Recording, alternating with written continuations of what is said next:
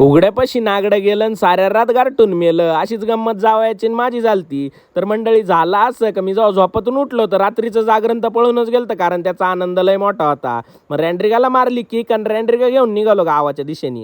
आता गावात येतात बुचकुल भरून कॅडबऱ्या घेतल्या. आता त्या कॅडबऱ्या कोणासाठी घेतल्याय तो हा बांधा कोंदाचा खडतर प्रवास करून मी तुम्हाला दाखवतो. आता एवढा खडतर प्रवास करून तर मी आलो, पण या दारातून त्या दारात आणि त्या दारातून या दारात आमचा जावई मला फिरवित होता. आता लाडका जावई म्हणल्यावर त्याला तर काही म्हणता येणार नाही, पण जेव्हा जावई माझ्या टप्प्यात गावलाय मग म्हणलं सांग तुला सांगतो काय. जावई खुश होऊन माझ्या जवळ यावा म्हणून मी त्याला ज्या बुचकुलवरून कॅडबऱ्या आणल्या होत्या त्या सगळ्या त्याच्या पुढे ठेवल्या. पण गडी एवढा चालाक निघाला का तिने अख्ख्याच्या अख्ख्या बुचकुलीत भरल्या. हो, जावई तर कॅडबऱ्या घेऊन पळायच्या बेतात होता, पण जेव्हा मांडीव घातला तो म्हणला मामा हुंडा नको मला, फक्त पोरगी द्या. आता म्हणलं तो मामाचा अजून मोकळा हिंडतोय, तुला कुठून पोरगी देणार आहे गाड्या. आता ही बाई तर केसावर मांडी की तो ती जावायला म्हणलं जातो का तिच्या बरोबर, तर लगेच नाही म्हणला.